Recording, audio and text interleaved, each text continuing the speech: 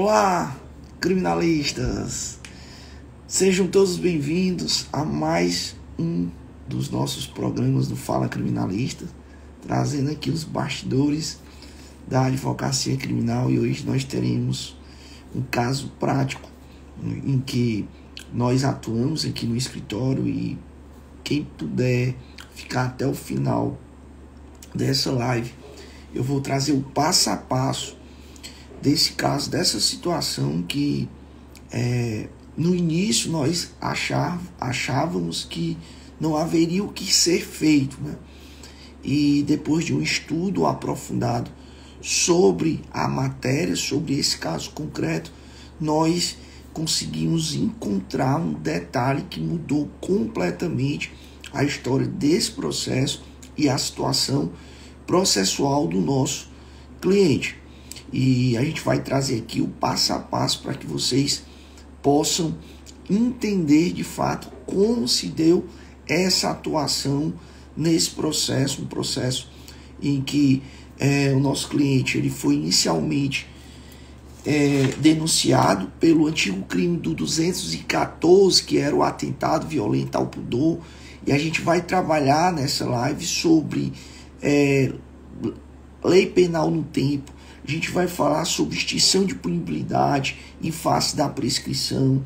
A gente vai falar sobre súmula do TJCE nas revisões criminais. A gente vai falar sobre revisão criminal do artigo 621 do Código de Processo Penal. Enfim, a gente vai trazer aqui vários temas em torno desse caso prático. Então, se você puder ficar até o final da live, você vai entender esse passo a passo.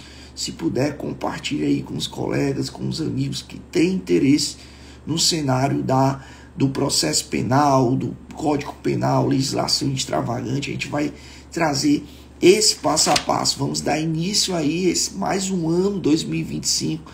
Será um ano muito produtivo, um ano de transbordo no conhecimento. É esse o nosso objetivo, é continuar com as nossas lives, né? Se você puder, inclusive, nos ajudar a decidir o dia exato, né? Eu estou trazendo para o sábado, porque eu vejo que é mais tranquilo para todos, né? Acompanhar na sexta-feira à tarde acaba sendo mais complicado em razão dos afazeres aí, das agendas, né?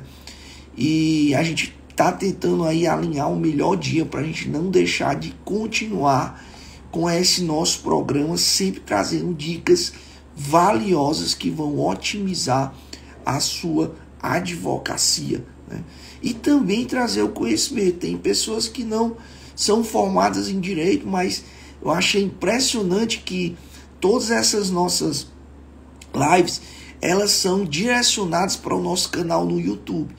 E no final do ano eu recebi uma mensagem de um cliente do Rio Grande do Norte, em um caso, em uma situação parecida com a dele, onde nós atuamos em uma revisão criminal, e ele entrou em contato conosco. E bom dia, Poli, bom dia a todos, doutora Larissa, doutor Anthony, a todos que nos acompanham.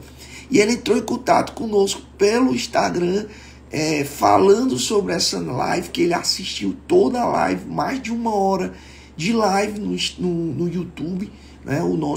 Esse nosso programa sempre a gente leva para o canal no YouTube.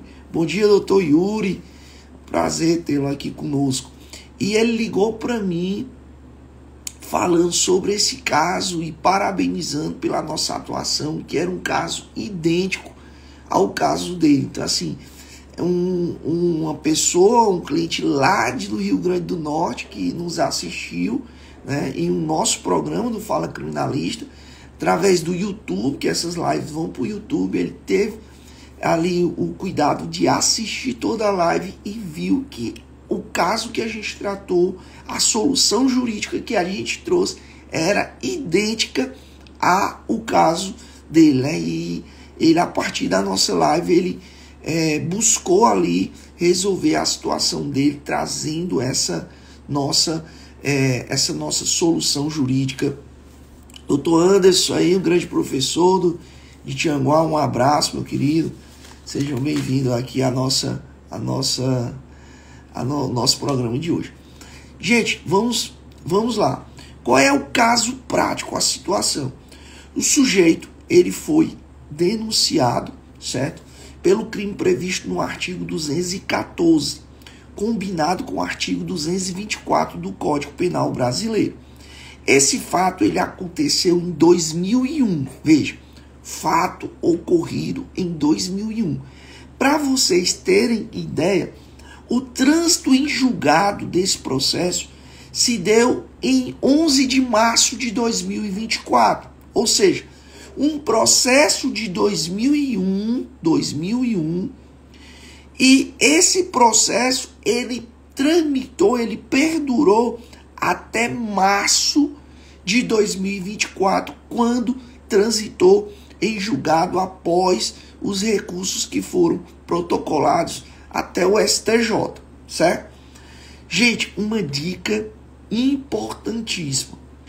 Toda vez que você estiver diante de um caso concreto em que os fatos, eles são fatos antigos, prestem atenção à lei que vigorava à época.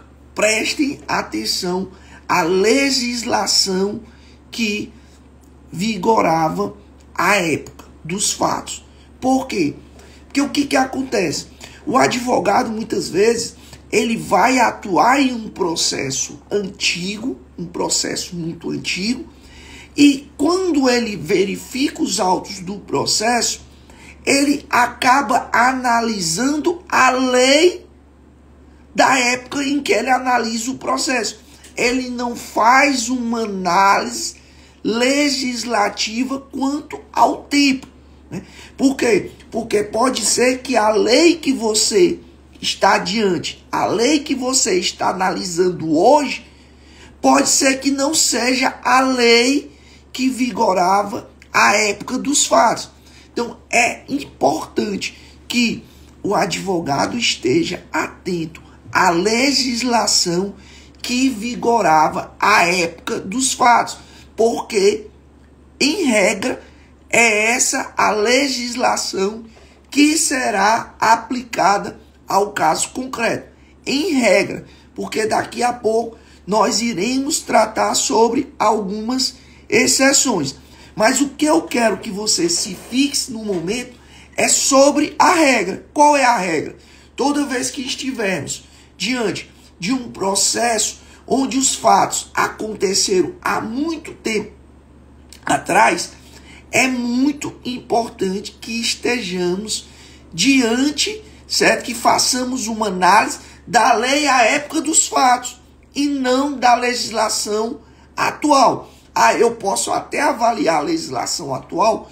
Pode, é importante para você fazer um comparativo entre o que é a lei de hoje e o que era a lei de antigamente, para você identificar qual a lei mais benéfica. Então, quando estiver diante de um caso concreto em que os fatos ocorreram há muito tempo atrás, o fato já tem um tempo, né, que ocorreu, preste atenção se houve alguma alteração legislativa, se a lei de hoje é a mesma da lei anterior.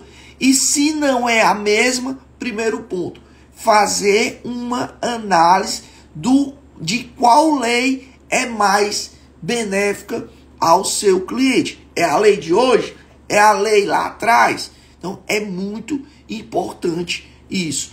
Por quê? Porque é algo básico que nós estudamos na graduação, que a gente acha que nunca vai precisar uma legislação, algo simples, básico, mas que na prática faz uma grande diferença. Por quê? Porque é um princípio que se aplica ao Código Penal. A lei penal mais grave, ela não retroage. Então, é algo que é básico, que nós observamos na graduação, mas que a gente acha que não vai se deparar com situações como essa na nossa atuação. Mas eu te garanto, várias vezes eu já me utilizei dessa temática da legislação penal mais benéfica ou mais prejudicial para poder beneficiar, garantir os interesses do meu cliente. Então, sujeito denunciado pelo artigo 214, combinado com o artigo 224, que era o antigo atentado violento ao pudor. Fato ocorrido em 2001. Então, o que foi que eu fiz? Quando eu analisei a situação, eu vi que o fato era em 2001. E este artigo, o artigo 214, que era o antigo atentado violento ao pudor, ele foi revogado. Na verdade, esse artigo foi revogado. Foi revogado pela Lei 12.015 de 2009. Essa alteração legislativa, o que foi que aconteceu? Houve revogação desse artigo 214, certo? 214, do antigo atentado violento ao pudor. E havia um questionamento lá em 2009, dizendo o seguinte: o sujeito que já havia sido condenado pelo artigo 214, que é o atentado violento ao pudor, ele estaria diante de um abolício crimes, porque houve a revogação do artigo 214. Era esse o questionamento que se tinha com a vigência da Lei 12.015 de 2009. Só que os tribunais superiores pacificaram o entendimento de que não houve um abolício crimes. A conduta não deixou de ser criminosa, de ser crime. O que aconteceu foi o artigo 214, antigo atentado violento ao pudor, ele foi trazido para dentro do artigo 213, que era o estupro. Então, o 213 e o 214 é como houvesse uma fusão dos tipos penais. Então, a conduta do 214 está prevista na conduta do artigo 213. E os tribunais sedimentaram o entendimento de que, por mais que tenha havido a revogação do artigo 214, que era o antigo atentado violento ao pudor, a conduta sim ainda era criminosa. Só houve uma alteração legislativa no sentido de unificar, de fundir o 213 com o 214. O abolício crimes, ele acontece quando aquela conduta que era considerada crime, ela não é mais criminosa, ela deixa de ser crime. Nesse caso específico, o que houve foi tão somente a revogação do artigo 214, antigo atentado violento ao pudor. A conduta continuou criminosa, só que dentro do artigo 213. Então, atentado violento ao pudor e estupro foi unificado em um tipo penal só. Não havia o que se falar em abolício crimes, porque o abolício crimes é deixar de ser crime aquela conduta praticada, e a conduta continuou sendo crime, só que em um outro artigo. Então não havia o que se falar em abolício crimes. Veja, fato ocorrido em 2001, atentado violento ao pudor, 214, combinado com o artigo 224 do Código Penal brasileiro. Beleza. Quando o juiz foi proferir a sentença, olha o que foi que o juiz fez. Ele disse o seguinte, que de fato estaríamos diante de um crime previsto no artigo 214, certo? E que teria que ser aplicado a lei lá do fato, a lei que vigorava na época do fato, desde que esta lei não fosse, mais gravosa. Ou seja, como entrou em vigor a Lei 12.015 de 2009, que alterou a legislação do estupro, do atentado violento ao pudor, o que o juiz fez ao proferir a sentença? Ele disse, nós estamos diante de uma alteração legislativa. O que eu tenho que avaliar? Se essa lei ela é mais benéfica ou se ela é mais prejudicial do que a lei da época dos fatos, do que a lei em 2001, que separava o 213 do 214, do estupro e do atentado violento ao pudor. Beleza. E aí, qual foi o entendimento do juiz? Ele entendeu o seguinte, que nesse caso específico, gente, na época dos fatos, você tinha a pena aplicada ao crime de estupro e ao atentado violento ao pudor, no caput, era de 3 a 8 anos, no caput. E havia uma conduta qualificada quando se tinha a prática do crime de atentado violento ao pudor ou do crime de estupro praticado contra menor de 14 anos. Nesse caso específico, a pena passava de 6 a 10 anos. Ou seja, se o crime de estupro, se o crime de atentado violento ao pudor, antes da vigência da Lei 12.015, era praticada contra um menor de 14 anos, a pena passava a ser de 6 a 10 anos. Com a vigência da Lei 12.015, com essa alteração legislativa, além de fundir esse 213 com esse 214, passou-se a ter a previsão do artigo 217-A, que é o estupro de vulnerável. O que acontece? No 217-A já é um tipo penal próprio para a conduta praticada do estupro contra um menor de 14 anos. Então, menor de 14 anos, que antes de 2009 era uma qualificadora tanto do estupro como do atentado violento ao pudor, passou a partir de 2009 a ser um tipo penal próprio, um tipo penal previsto no artigo 217-A. O crime de estupro praticado contra um menor de 14 anos tem previsão no artigo 217-A, cuja pena vai de 8 a 15 anos.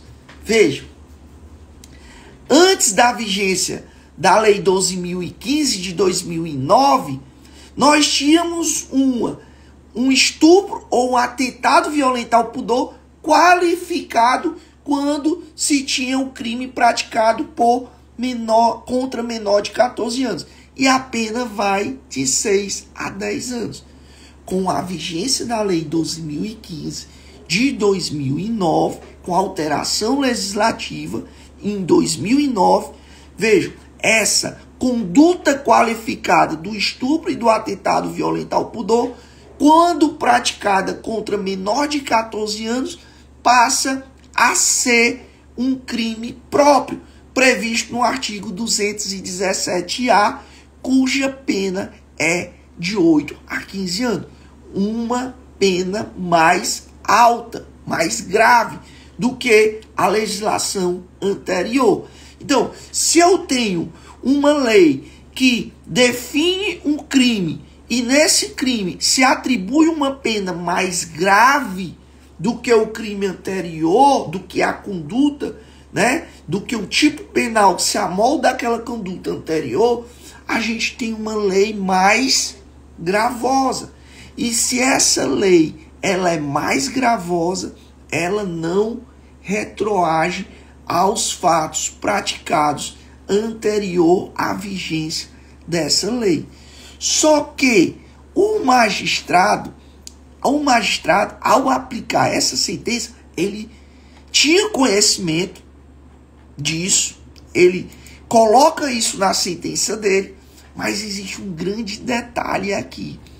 Ele explica o seguinte, ele explica que nesse caso ele iria aplicar o artigo 217-A, porque ele entendia que no caso específico se tratava de uma situação mais benéfica, E ele destaca o seguinte, olha qual é o entendimento dele. Demais disso, estou lendo um trecho da sentença. Trato a questão à luz do artigo 217-A do Código Penal brasileiro. Ou seja, ele está dizendo que o caso, apesar de ser de 2001, ele tratava à luz do artigo 217-A. Artigo esse que foi inserido lá em 2009, a partir da lei 2015, que trouxe uma conduta própria do estupro quando praticado contra menor de 14 anos, cuja pena é de 8 a 15 anos. Aí ele diz, demais disto, trato a questão à luz do artigo 217-A do Código Penal.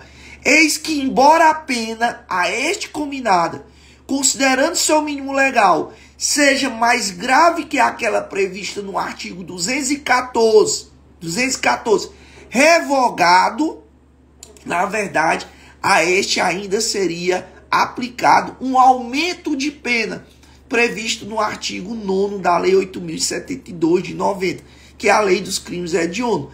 Eis que a vítima era menor de 14 anos na data do fato, o que não se pode aplicar o caso do artigo 217-A, porque a idade da vítima já é elementar do tipo penal. Então, ele considera o seguinte, apesar de que o artigo 217-A ser, em tese, ter uma pena mais grave, que vai de 8 a 15 anos, ele aplicaria o artigo 217-A. Por quê, Osés? Porque se ele aplicasse o artigo 214, ele aplicaria a causa de aumento de pena prevista no artigo 9º da Lei 8.072 dos crimes hediondos, que era uma causa de aumento de metade. Então, ele entendeu que se ele aplicasse aquela pena do 214 com o aumento de pena do artigo 9º da Lei 8.072, ele teria uma pena maior do que a pena do 217-A, que seria a pena mínima em 8 anos.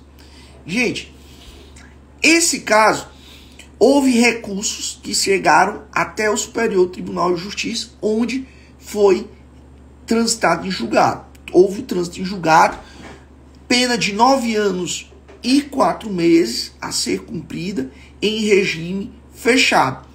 Os autos retornam à comarca de origem para que seja determinado o cumprimento imediato da pena. Pena de 9 anos e 4 meses em regime fechado. E aí o que acontece? O juiz decreta a prisão, né, expede mandado de prisão para fins de cumprimento da pena. De cumprimento da pena em 9 anos e 4 meses, que foi a pena aplicada pelo juiz, né, de primeiro grau, e determina o cumprimento da pena expedindo mandado de prisão para cumprimento da pena. Quando a gente toma conhecimento disso, que a gente vai estudar um caso, eu observo que essa argumentação que eu estou trazendo para vocês, ela não havia sido questionada no âmbito dos recursos protocolados. Não foi argumentado isso. Não houve um questionamento quanto a isso. E aí eu imediatamente me lembrei do artigo da súmula 56 do TJCE. Súmula 56 do TJCE, gente. Falar em revisão criminal, lembrar da súmula 56 do TJCE. Por quê, Osés? Porque a súmula 56, ela impede que a matéria que já foi analisada no âmbito dos recursos apresentados, elas não podem ser mais conhecidas, não podem ser mais debatidas, analisadas no âmbito da revisão criminal. Se você tem uma situação em que o teu cliente condenado apresentou recursos e dentro daqueles recursos não houve um fundamento ou uma matéria analisada lá nos recursos, essa matéria ela pode ser objeto de análise em sede de revisão criminal. Se ela já foi debatida, se ela já foi analisada em sede de recursos, né, dos recursos antes do trânsito em julgado, ela não pode ser mais debatida, não pode ser mais conhecida. E aí eu fui analisar o caso e percebi, juntamente com o pessoal do escritório, e percebi que o juiz aplicou o artigo 217-A quando deveria ter aplicado o artigo 214. E aí eu percebi o seguinte, que isso não tinha sido objeto de análise no âmbito da revisão criminal. E eu entendi o seguinte, olha, se ela não foi objeto de análise, vamos ingressar com essa revisão criminal mostrando que o juiz aplicou o artigo 217-A, que é o estupro, né, do menor de 14 anos ou da menor de 14 anos, porque ele entendeu na época que era mais benéfico do que se ele aplicasse o artigo revogado 214 com essa causa de aumento de pena em razão de ser menor de 14 anos. E aí, gente, nós fizemos essa revisão criminal e a revisão criminal, ela foi julgada procedente, certo? Para vocês terem ideia, esse processo, ele tramitou o fato de 2001, certo? E ele transitou em julgado em 11 de março de 2024. 2001 a 2024, esse processo tramitou até o seu trânsito em julgado, onde os autos retornam à instância de primeiro grau para que possa ser determinado o cumprimento imediato da pena. Em razão desse trânsito em julgado, nós apresentamos essa revisão criminal, sujeito com a pena de 9 anos e 4 meses a ser cumprida. 9 anos e 4 meses. Oséias, essa pena, qual a fração de cumprimento dessa pena? É 2/5, porque era crime hediondo? Não, gente, 1/6. Por quê? Porque o fato é de 2001. Então, os crimes cometidos anteriores a março de 2007, mesmo que hediondos, eles se aplicam a fração de 1/6, certo? Então, é muito importante saber disso. Já é algo pacífico, algo, entendimento já consolidado. Março de 2007, os crimes cometidos anteriormente, apesar de ser hediondos, mesmo que sejam hediondos, se aplica a fração de 1/6.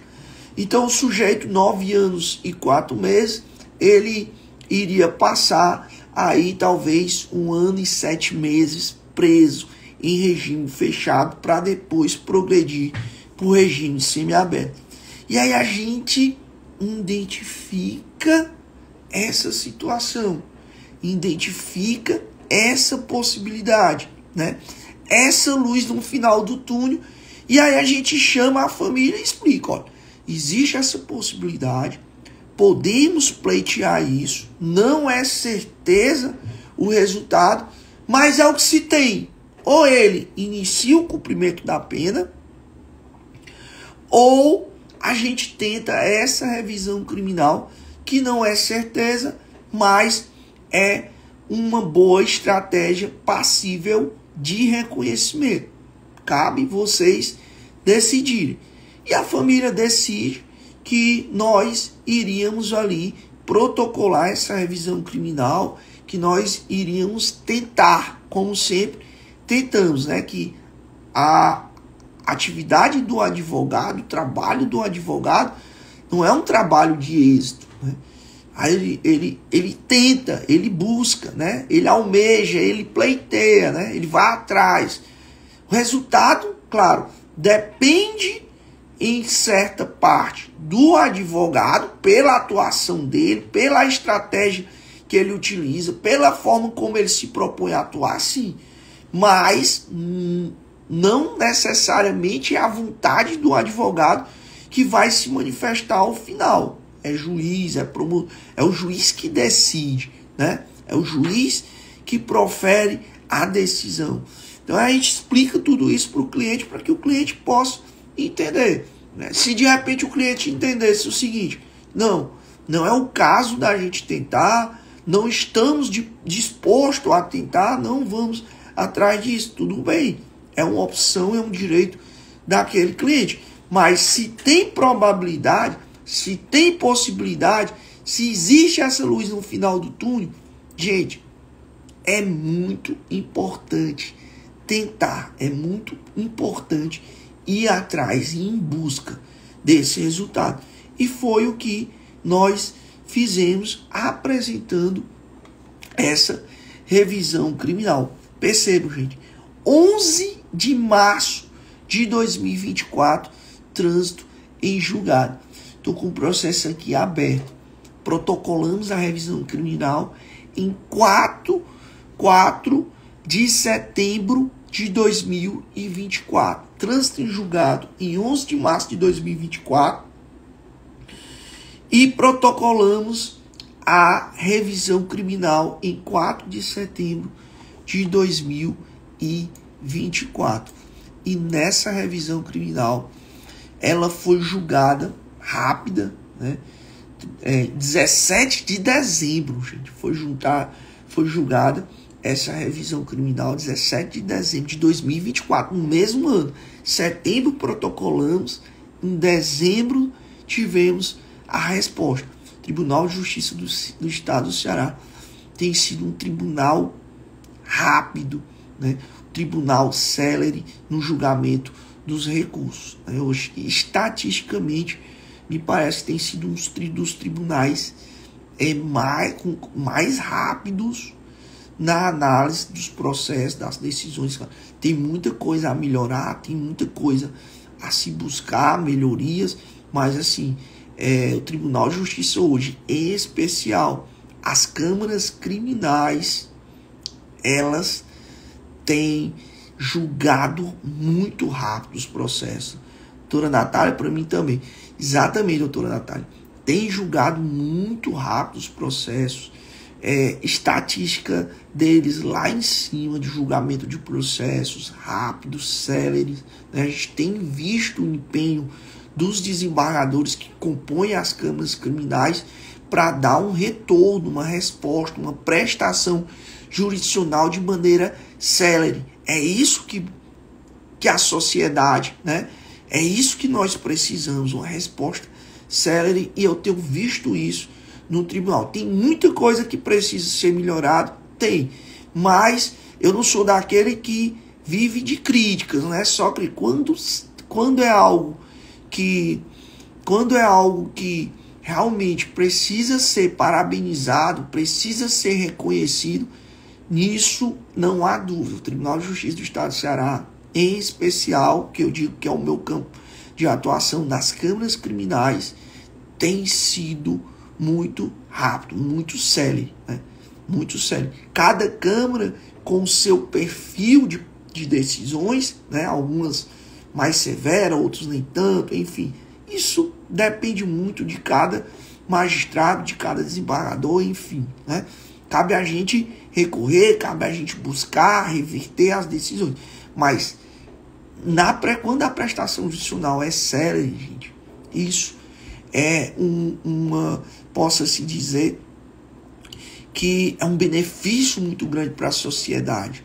E o Tribunal TJ do Ceará tem tomado essa postura de julgamentos rápidos, céleres e A estatística tem sido altíssima. E aí o que acontece? Entramos em setembro de 2024 com essa revisão criminal. E aí eu analiso. Essa matéria que vamos arguir agora, ela foi analisada anteriormente nos recursos que subiram até o STJ? Não. Beleza, ótimo. E aí a gente já faz a confecção da revisão criminal, daqui a peça da revisão criminal, onde o primeiro tópico, gente, o primeiro tópico de uma revisão criminal hoje, certo? Uma revisão criminal hoje é discorrer sobre a súmula 56 quando a revisão tramitar no Tribunal de Justiça do Ceará. Súmula 56. Não se conhece de revisão criminal com fulcro no artigo 621, inciso 1 do Código de Processo Penal, quando esta se fundamenta em teses já rechaçadas em sede de recurso de apelação. A tua matéria da revisão criminal já foi objeto de análise anteriormente dos recursos? Foi. Não adianta. Não insiste. Se não foi, mostra isso. Faz um tópico dizendo: senhores desembargadores, excelências, eminentes desembargadores, o pleito que se trata nessa revisão criminal não coincide, não é o mesmo do pleito tratado, dos argumentos, dos fundamentos trazidos nos recursos anteriormente apresentados. E aí mostra isso, mostra que se trata de um novo pleito, de um novo fundamento, de um novo argumento. Gente, isso é muito importante. Por quê? Primeiro, a possibilidade, né, te traz a possibilidade do teu pedido ser conhecido, ser analisado, ser visto pelos desembargadores. É muito importante isso. Olha, eu estou trazendo uma questão, um caso que se fundamenta neste argumento jurídico que ainda não foi objeto de análise por vossas excelências. Beleza? Então eles conhecem do pedido, analisam pelo menos o pedido. Já é uma vitória. Porque a tua revisão criminal sequer pode ser conhecida, pode ser vista, pode ser analisada. Então é importante tratar isso. Segundo, gente, essa semana eu fiz um vídeo onde eu trago no vídeo uma situação em que um ministro do STJ determinou aí que fosse oficiada a Ordem dos Advogados do Brasil. Por quê, gente? Porque o advogado apresentou um habeas corpus onde ele repetia os argumentos já trazidos em habeas corpus anteriores. É como ele, na verdade, ele estava repetindo os mesmos argumentos que já haviam sido analisados em oportunidades anteriores pelo ministro. E aí o ministro entendeu que aquilo era uma má-fé por parte do advogado, né? E ele entendeu aquilo como um abuso do direito de petição. Olha aí, abuso do direito de petição. E determinou que fosse oficiada a Ordem dos Advogados do Brasil para instauração de um procedimento de natureza ético disciplinar contra aquele advogado pelo fato dele ter repetido, né? Ter repetido os argumentos naquele habeas corpus que eram argumentos já analisados anteriormente. Eu, sinceramente, né, acho que isso não é caso de um procedimento de natureza disciplinar, mas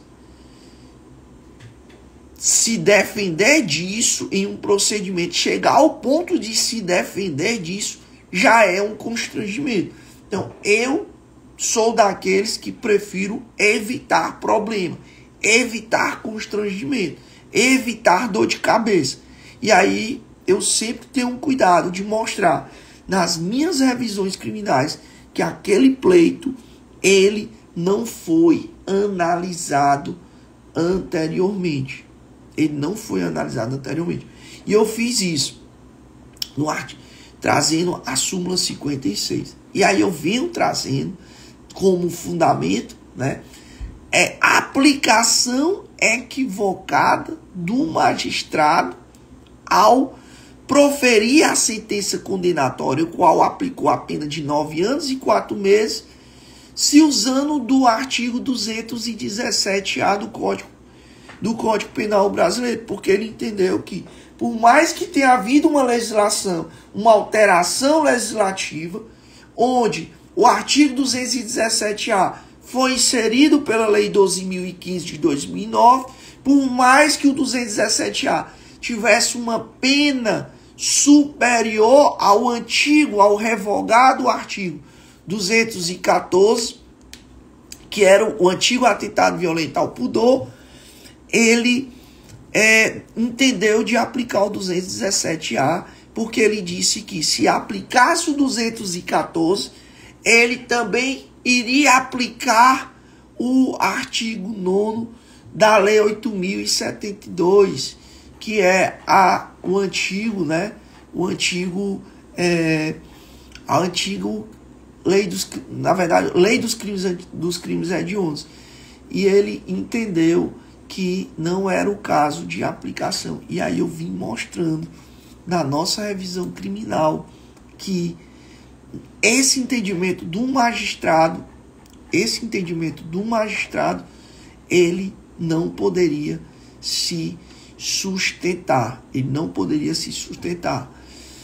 E aí mostrei que na pena do artigo 214, quando havia esse crime cometido contra menor de 14 anos, a pena já era de 6 a 10 anos. Então era inferior à pena do 217-A, que era de 8 a 15 anos. E nós fizemos, né, essa revisão com base nesse argumento. E chegamos à decisão. De qual foi a decisão, gente? A decisão foi o seguinte. Ementa. Vou ler aqui a ementa para vocês. Direito penal e processual penal. Revisão criminal. Desclassificação de tipo penal e readequação da pena. Fato praticado em 2001, antes da vigência da Lei 12.015 de 2009. Subsunção da conduta narrada na lei, na conduta narrada da denúncia, artigo 214, combinado com o artigo 224, caput e a linha A, antes do Código Penal, na redação anterior à modificação, por ser mais benéfico ao réu. Redimensionamento da pena do requerente para o quanto de 6 anos. Vejam, a pena de 9 anos e 4 meses, ela foi redimensionada para 6 anos. Por quê? Porque os desembargadores reconheceram que o juiz aplicou, nesse caso concreto, a lei mais gravosa, a Lei 12.015 de 2009, que trazia para dentro do ordenamento jurídico a previsão do artigo 217-A, cuja pena vai de 8 a 15 anos e é mais gravosa do que a pena aplicada aos crimes de atentado violento ao pudor quando praticado contra menor de 14 anos. E entendeu de desclassificar o tipo do 217-A para o 214 na forma original que ele havia sido denunciado. E, consequentemente, em razão dele ter feito essa readequação no tipo penal, né, essa desclassificação do tipo penal, ele readequou a pena aplicando o seu mínimo legal, que é de 6 anos.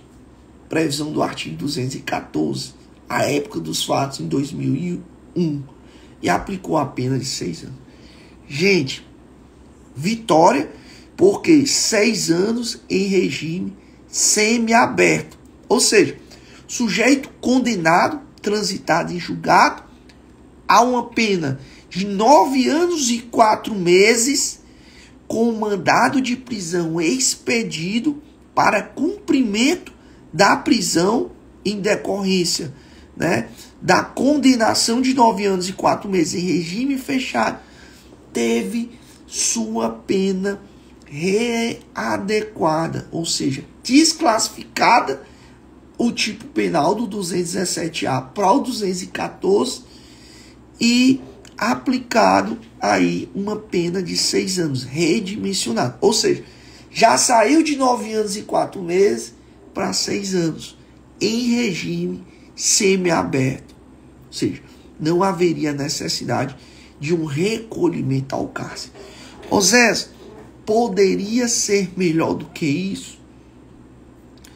Sujeito condenado, 9 anos e 4 meses, pena em regime fechado, expedição de mandado de prisão para cumprimento de pena.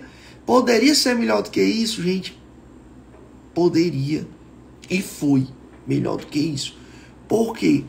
Porque quando houve a readequação da pena, passou a pena para 6 anos, de 9 anos e 4 meses para 6 anos. E com base em 6 anos, a prescrição passou a ser 12 anos. Lembro?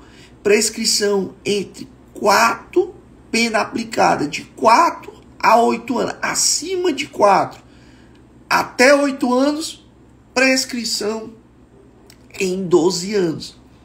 E nesse caso específico, entre o recebimento da denúncia, que é marco interruptivo da prescrição, e a publicação da sentença condenatória, transcorreu aí mais de 12 anos.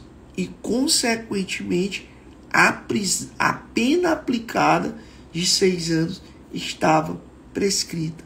Ou seja, não poderia ser mais cumprido. Houve a perda do direito de punição por parte do Estado.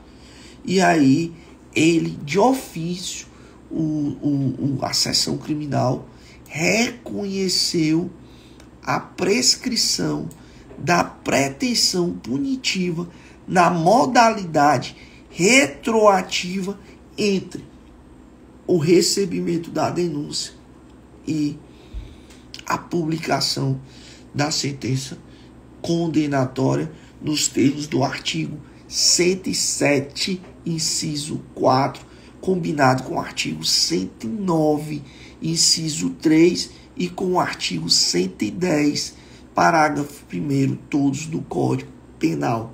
E imediatamente eu peguei o acórdão, levei para o juiz de primeiro grau e pedi a revogação da prisão, né, do despacho que determinou a prisão do meu cliente para cumprimento imediato da pena, em virtude daquela pena em sede de revisão criminal ter sido readequada e em face da readequação do quanto de pena passou ali, ocorreu, né, incorreu em prescrição e, logicamente, o Estado não pode mais cumprir essa pena.